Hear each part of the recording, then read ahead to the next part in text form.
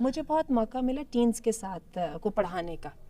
ان میں نے دیکھا ہے کہ گریڈ 8 میں اور گریڈ 9 میں جو بچیاں ہیں, میں نے لاہور میں بھی ایسے اسکولز میں پڑھایا جہاں پہ کو ایجوکیشن تھیں جو پریمیئر اسکولز تھے, اور مجھے انٹرنیشنل اسکولز میں بھی پڑھانے کا موقع ملا.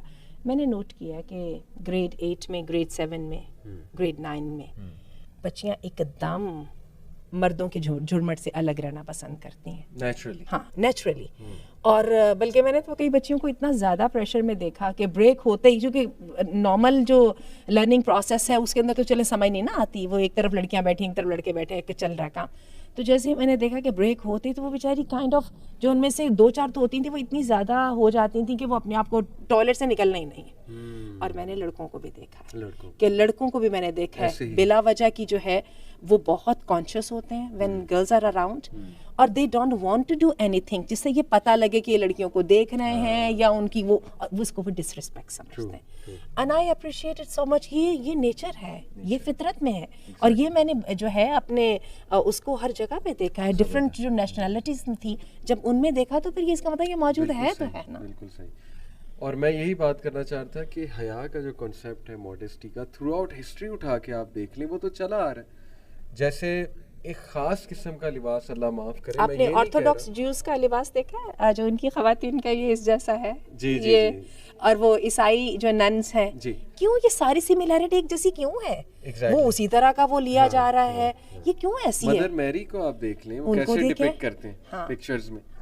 تو اسی طرح میں ایک بار دیکھ رہا تھا 1940s کی نیو یارک کی اور لنڈن کی بلیک اینڈ وائٹ ویڈیوز ہیں.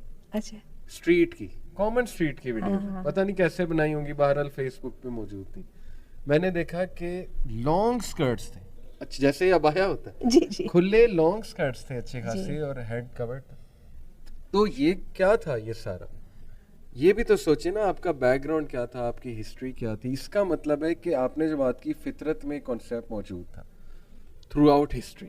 آپ نے قبیلوں کی بھی مثال دی, کچھ لوگ اس کو کاؤنٹر بھی کرتے ہیں کہ نہیں جی وہ تو وہاں کپڑے ہی نہیں پہنتے یہ وہ, لیکن بات اصل میں یہ ہے نا کہ آپ میجورٹی ہیومن ہسٹری کو اگر اسٹڈی کریں گے اور وہاں پہ کانسیپٹ دیکھیں گے, جیسے رومن سویلائزیشن کو آپ دیکھیں تو وہاں ایک خاص قسم کا لباس جو ہے وہ والی خواتین پہنتی تھیں. میں ٹارگٹ نہیں کر رہا, جو آپ کہہ لیں کہ اس بزنس میں انوالو تھی, پروسٹیٹیوشن کے بزنس میں انوالو تھی.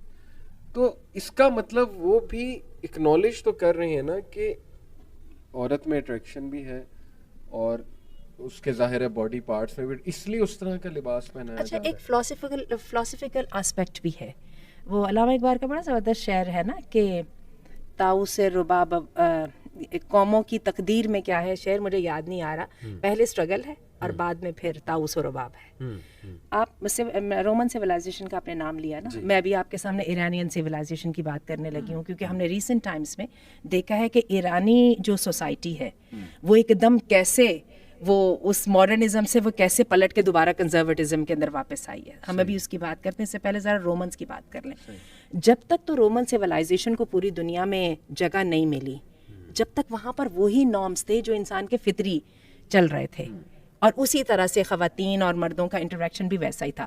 جیسے ہی سکسیس کا نام لے لیجئے نا, ایک دم جیسے ان کی سوسائٹی وہ کامیاب ہو گئی, تو پھر کیا ہوا کہ سب سے پہلے عورتوں کو نکال کے لایا گیا. کہتے ہیں کہ فلسفہ جو ہے یہ روم کی طوائفوں سے شروع ہوا تھا. کیونکہ جی یہ انٹرسٹنگ بات میں آپ کو بتاؤں, ہمارے بر صغیر میں بھی جو ہے آپ یہ دیکھیے جس کو آپ فن کہتے ہیں, ٹھیک ہے, شعر اور غزل, وہ امراؤ جان ادا وغیرہ ہم نے اپنے وقت میں موویز وغیرہ دیکھی ہیں, تو یہ طوائفوں کے گھروں کی کہانی تھی.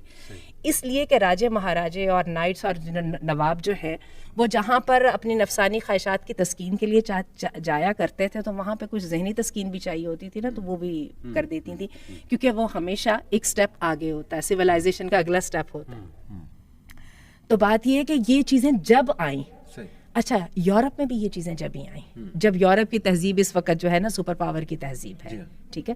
اس سے پہلے یورپ میں بھی ایگزیکٹلی وہی تھا جو ہمارے ہاں, اسی لیے تو ہم دیکھ رہے ہیں نا بنیادیں جیوز میں بھی وہی ہمیں مل رہی ہیں, عیسائیوں میں بھی وہی مل رہی ہیں, آپ کو ہر جگہ پہ وہی مل جاتی ہیں. آپ نے چائنیز عورت کا لباس دیکھا ہے, وہ جو ان کا کنفیوشس وغیرہ کے ٹائم کا تھا, وہ بھی ایسا ہی ہے. تو بات ہے اس میں ہم انسان ہر جگہ پہ ایک جیسے ہی ہیں, ٹھیک ہے. بعد میں جب ہم نے عیش و عشرت آئی اور ہم نے سمجھا ہم کچھ بن گئے ہیں, تو ہمیں اللہ کے سسٹم کے پیرالل ایک انوویشن اس کا میں نام دیتی ہوں, یہ جو نیگیٹو قسم کی کریٹیوٹی ہے, ہمیں وہ بھی لانی ہے. شاید ہم کچھ ایسا کر دکھائیں جو کہ اللہ رب العزت کو بھول گیا تھا اور اس کو یاد نہیں رہا, تو وہ ہم اپنی اس میں ڈال دیتے ہیں خرابیاں. پھر وہاں سے جنم لی, اور پھر جب وہ جنم لی تو پھر خاندان کا شیرازہ بکھرا, پھر عورتوں کا استحصال اصل میں ہوا.